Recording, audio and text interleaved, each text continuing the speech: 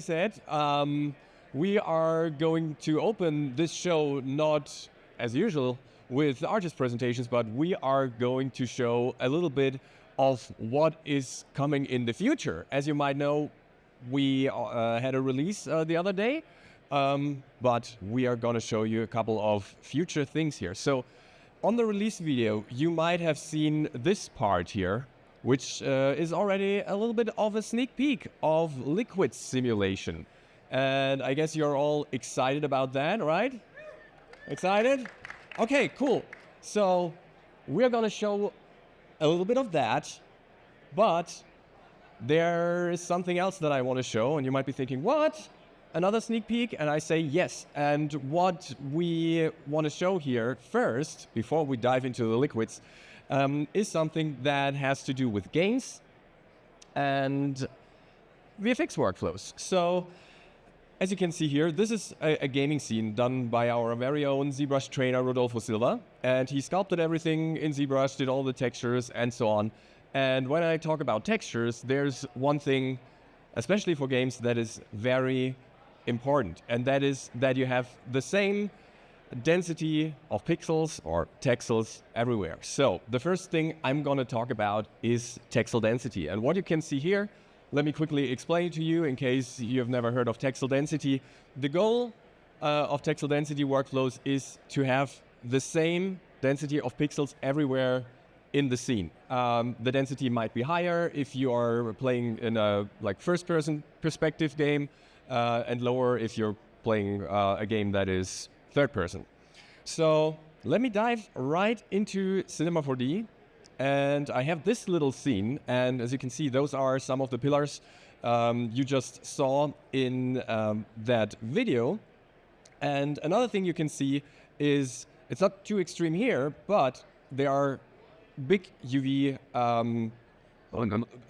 tester tiles and small UV tester tiles on other objects. And texel density will help you equalize those so that they are pretty much the same size. So let me go to the UV edit layout, and also let me make a little bit more space here. Here we go. So what I'm going to do is I'm going to select this one, and you can see the UVs. And down here, there is going to be a texel density tab. And once I have this, you can see we define a map size and we define a texel density. So, of course, it has to take into account the sizes of the texture maps, the size of the object in the scene, the size of the UV islands here in the UV editor. All these need to be taken into account to calculate the correct texel density. And so, if I just hit the Get Selected button here, you can see that here we would have a texel density of around 2.6 pixels per centimeter, which is way too low. So let me bring this up to a 4K texture, and I'm going to choose one of those presets here. So 1024 is one that you would use for first person, or 20 as well. 512 would be something you would use for third-person perspective, and the further you get out in terms of perspective, the lower you would go. So let's go with 1024, and I'm gonna hit the Set Selected button, and now you can see just a minor change, but now these UV islands are set up in a way that the texel density is going to be 10.24 pixels per centimeter. All right, and we can do that with the others as well. I'm just gonna get through this a little quicker, so I'm gonna set the selected here. We can do the same here. Here you will see that the impact is a little bit bigger, right? And here as well, right? Set selected. So now everything is equalized except for this one here. We can do that as well. But I want to show you something else. So when I select this one as well as this one, you can see they might be fitting into the same UV space.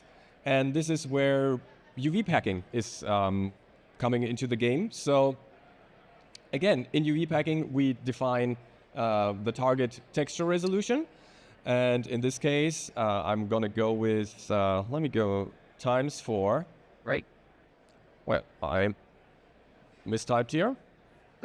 So let's go with 496 and the same here, 496. So this is our texture size, 4K. And down here we have options for scaling. And these are also new. Before it was only auto and fit. Now we have preserve. So in case you did all the texel density stuff in the texel density tab already, you can just leave it at preserve, or you can choose texel density, and then again, you can choose from the presets. And let me just go with the geometric mode, and I hit apply, and suddenly you can see that all those UV islands are packed into the same UV space, and also they're using the same texel density, which you can see here. So now those tiles of the UV tester are the same. This is one of the things that's going to come. And another thing that I wanted to show you is, let me just select this little UV island here, and let's just move it to the side and see what happens. Boom, there is a new tile here, right? And I'm gonna do the same with this one, just move it up here, and boom, there's a new tile. Cool. And for those of you who know where I'm going, right? Who knows? Where am I going? So I see one hand up, come on. Can I see a few more hands? Yeah, I knew it. So this has been requested for quite some time. We're gonna add UDIM workflows here. So let me show that in another scene. So I'm gonna go to the standard layout and show you this one here. So this is a little fight stick created in ZBrush, on ZBrush for iPad, by our very own ZBrush trainer, Ian Robinson. And when you have a look at the UVs here, let me just shift double click the UV tag, you can see that there are a couple of tiles, right? And I can go to filter and show the UDIM tiles here. Now, let me quickly explain to you actually what UDIMs are in case you're not familiar with UDIMs. I'm just gonna go back here to this one. So, you would need UDIMs for objects that need a ton of texture resolution, big objects and so on. So let's just think of this monster that you see on the left, and we would just have one texture. That texture wouldn't cover the whole object unless you go like really big in texture scale. With UDIMs, what would happen is that you put different parts of the UVs onto different UDIM tiles, and then those tiles will get an ID. Typically it's 1000, starting at 1001, then going up. And in the very same material, you could just add a UDIM variable, and this would then pick the right texture from your texture folder and cover it, cover the right spot on the object. All right? So let me go back here. There we go. And so here we have the UDIM IDs. Here you can see those, and also the UDIM tile coordinates. And let me also quickly open the Finder here, and let's just have a look at the texture folder. That's the wrong one. This one here. So what you can see here are these textures. So here, those six here are the color textures, and you can see those numbers that I just mentioned, right? 1001 until 1006, and those will then be matched to the UDIM tile here. All right, what does that look like in the material? So let's have a look here. Good. Let's just have a look at the color node. Here you can see that we have this one. This is the texture path, and there is this little UDIM variable, right? We can just use that in a material, and then it would just go through the texture folder and see, are there more UV textures? If yes, just load them. Speaking of that, I can go to the window menu here and bring up the project asset inspector. And now here you can see that these are listed as well. And if I scroll down here, you can see that it detected the UDIM tiles. So these are all six here, right? So this is how it's working or going to work.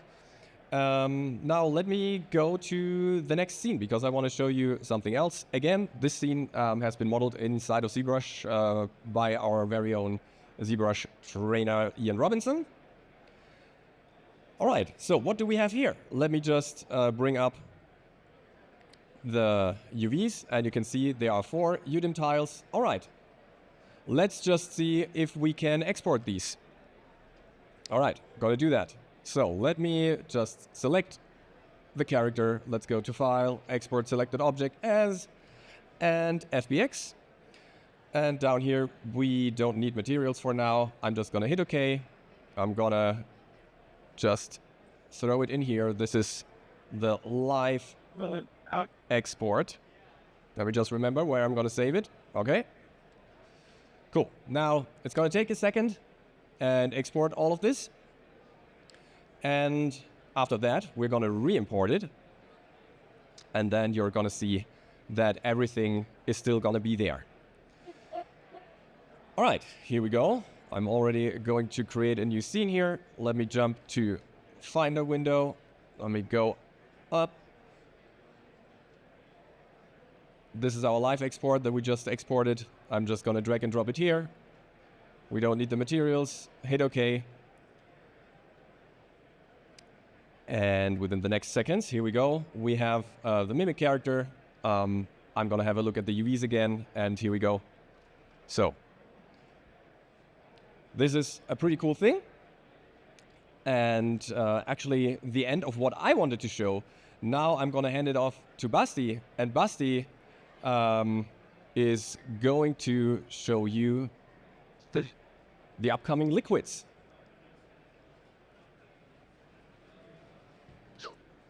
Hello everyone. So let me fire up a different.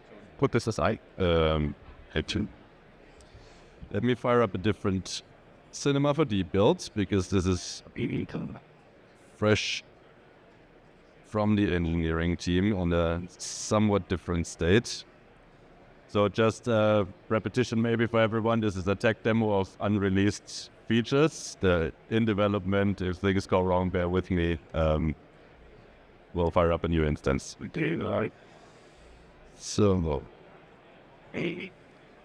So we've been working for a couple of years until on something that we call the unified simulation system, and added in the beginning cloth and ropes and rigid bodies and soft bodies. The latest addition was the particle system, and as soon as we released it, everyone started trying to do fluids using the flocking modifier. So in a future release, we will have native liquid simulation for everyone to play with. And quickly gonna talk a little bit about how this is done internally. We also added a new feature. I'm gonna go to the simulation settings. And in December, I think, custom particle properties. So if I go to my simulation settings, particles down here, there's a bunch of properties that each particle is expected to have, like an age or a color or a velocity. And then there's these automatic and manual custom properties. These allow you to add additional data channels to every particle and give them a name and a data type. And this is how the liquids are integrating with the particle system. So if you observe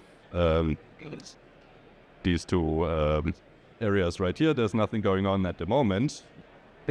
If I now go in and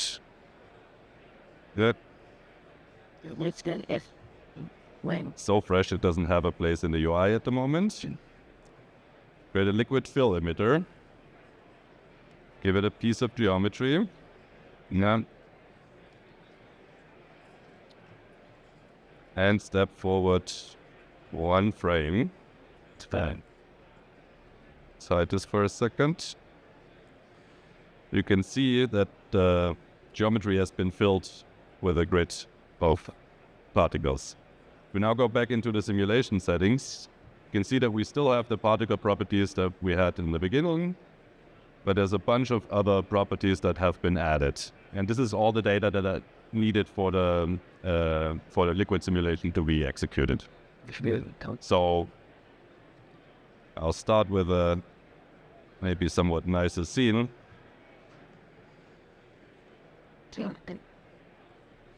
So in here, again, I have a source geometry that I'm going to use to spawn my liquid particles. And then I've set up a bunch of, let me turn this off for a second, a bunch of colliders. So this is just going to be my container that I want to fill with particles. So when we hit play, it's good.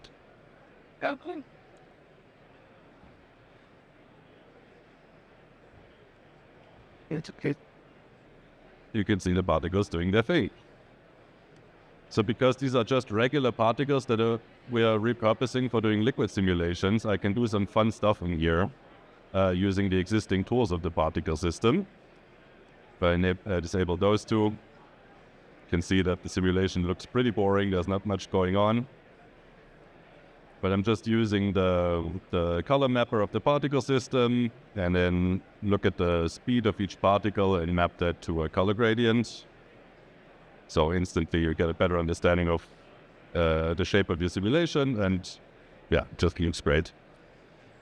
And then we're also supporting all of the forces that you will find in the simulate menu. They're acting on the particles, whether they're liquids or not. So in this case, I used it to break up the symmetry a little bit.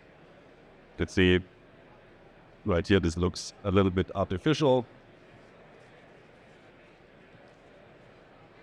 So I just added a turbulence to my scene, and now the simulation gets broken up a little bit, and it looks far more interesting and maybe a bit more dynamic.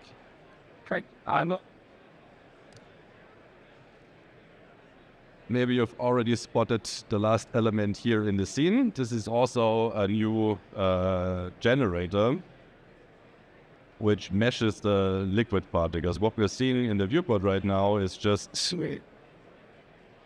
the particles of the simulation. But in the end, for rendering, of course, we need a mesh.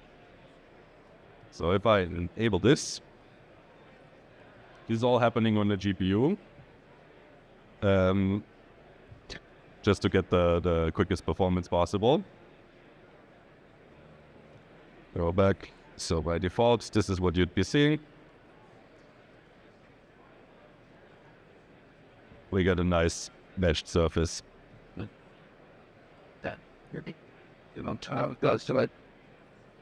So if the export is disabled, Cinema won't know this even exists. It's all happening on the GPU. If I want to do something with the geometry, like clone onto it or render it, I can download it. And now this is just a regular mesh. And there's some additional data that we can download. We're generating normals automatically, so this makes the mesh look much smoother. And then the density can be useful as a property for rendering. Color can be transferred from the particles themselves. It's going to create a little vertex color tag right here. I can reference in the shader. And then the velocity is very important to render proper motion blur. So you can tell Redshift where the points are moving, even though the mesh is constantly being recalculated and not, there's no continuity in the topology.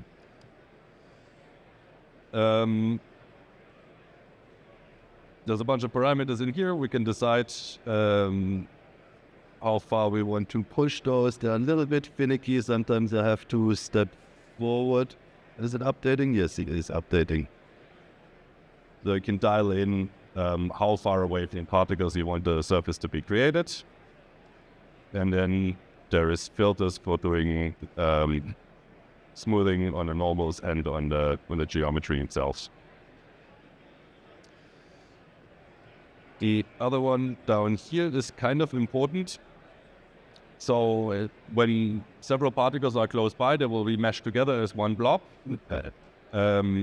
The simulation density that we have in this example is fairly, just disable this for a second again, fairly coarse. So we're getting the overall water body looks kind of nice, but as soon as you get splashes and individual particles are flying around, if they're all meshed with the same radius, it looks a little bit too blobby. Well, There's one. So as soon as particles are isolated from the rest of the simulation, I can scale them down to make them look less blobby. So we assume filling some piece of geometry or some tank or, I don't know, a bottle of wine with a liquid is the most likely thing that you will want to do, but there's other ways that you can create those liquid particles. So I'll open my next scene. I have a quick question in the meantime. Shoot. So you mentioned downloading the data. I guess what you meant is downloading it from the GPU into the system. It's not coming from the internet or the browser. All right. All the simulation, not just the liquids or the particles, all the simulations by default run on the GPU.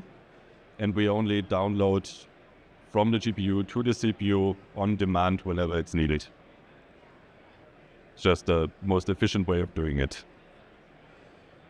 So in this example, I have a basic emitter that emits the regular particles, and then they go into a particle group. And then right here, I have a little thing called a liquid modifier. This does not actually exist at the moment. We're still working on this, but we released a particle nodes modifier not too long ago. So I'm using that as a kind of as a mock-up prototype thing, and it will just create all of the liquid properties that I need. And I can mask this like any other modifier through a condition. So in this case, I'm using a field condition, and now I have this spherical field right here. And if I run the simulation, I can drag this into my particles, and suddenly they will become liquids. In theory, this works both ways, so you can decide at which point a regular particle will become a liquid particle, and if you want to continue just as a normal particle, you can switch it back off. This is kind of fun. That seems to be like a very art-directable workflow. Yes. Yeah. Very happy. That's very cool. and no, get painted. So, what else do we have? The rallier. Let's go with this one. Or this leader. That's here on the drop. Oh, I know. So in this setup, it's a little bit more complicated. I have two liquid fill emitters now with separate pieces of geometry. So there's a blue one on the left and the orange one on the right. And now I'll run the simulation and let my little blender thingy here do its thing. I'm just emitting them with two different colors, but they're behaving the exact same way. So right now there's no difference between the blue and the orange particles other than the color. And I have a little blend modifier, which is also native to the particle system, that will just look in the neighborhood and then blend the colors between the particles. So I'm mixing these as two liquids that, that like to mix.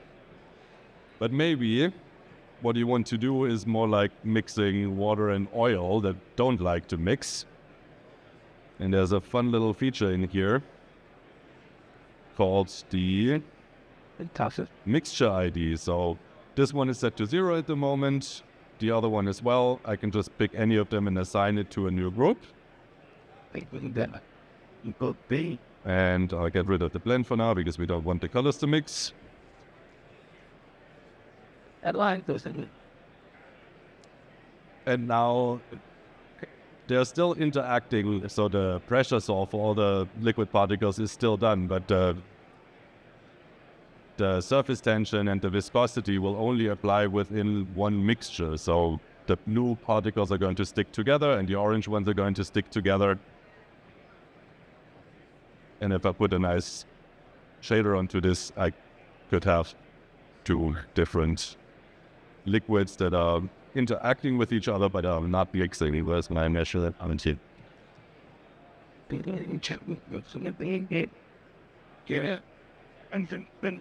The other thing I did in this setup is instead of emitting into one group, I could use those two emitters to emit into the same group. But since I want to separate the meshes for rendering, there's two different groups, each having their own GPU measure, and then the blue mesh will end right here where it touches the orange one, and there's faces on both sides, so you get proper refraction. Could play with this all day. And then let's go in. Well, it's fine. So Jonas already mentioned art directing liquid simulations. We can seamlessly transition between liquid particles and regular particles, which is kind of nice. And we can also use the forces in both. So instead of just being able to run a liquid simulation, you can do MoGraphy blobby things. And I prepared a little example for that.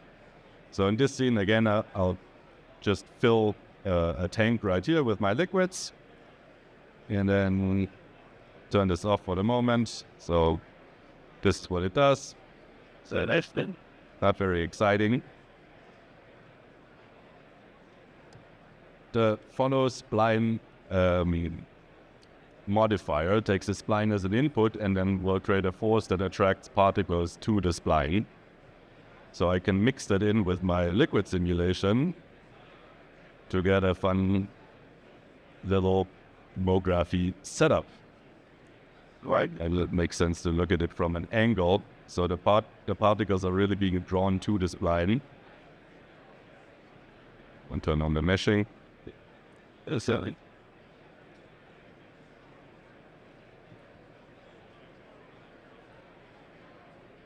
And then if I don't want this anymore, of course I can just turn it off and it will dissolve again.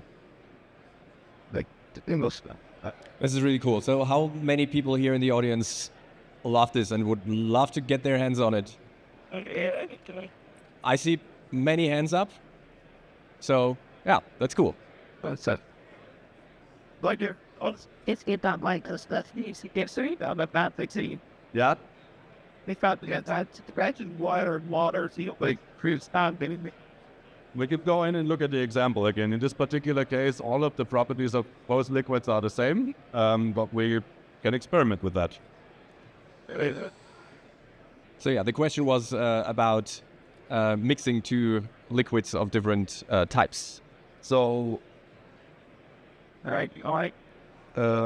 other than the mixture ID, both these emitters are currently doing the exact same thing.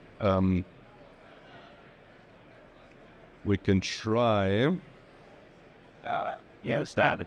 increasing the mass or mass density for one of the particle groups. I'm a kind of Which one is it? steps use that jab something The blue one.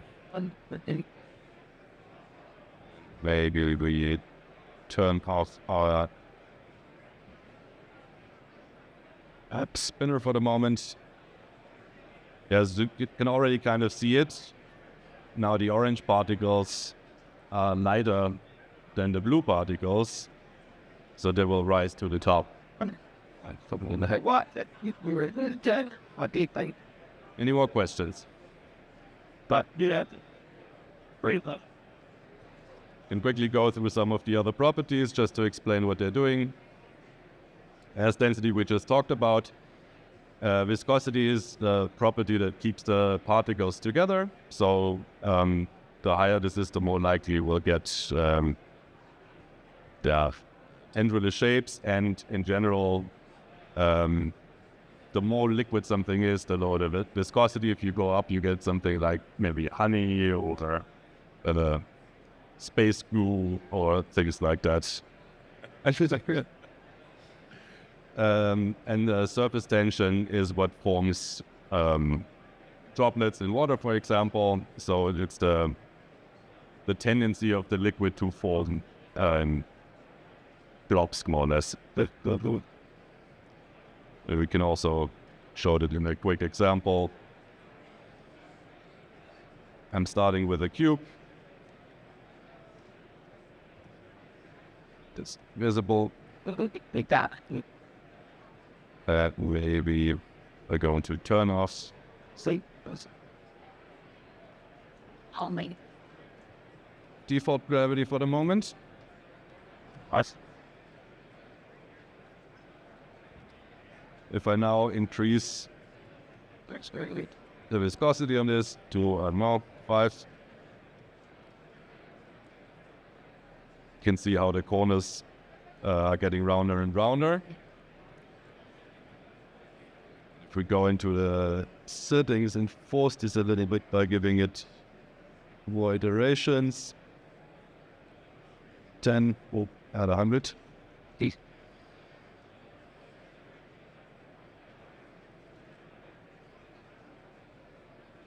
And so that's Yep. good. Tinkling.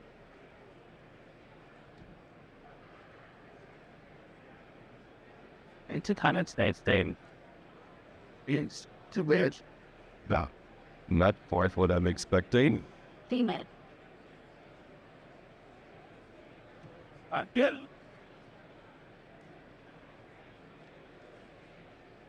Maybe I'm pushing it a little bit too hard on the viscosity.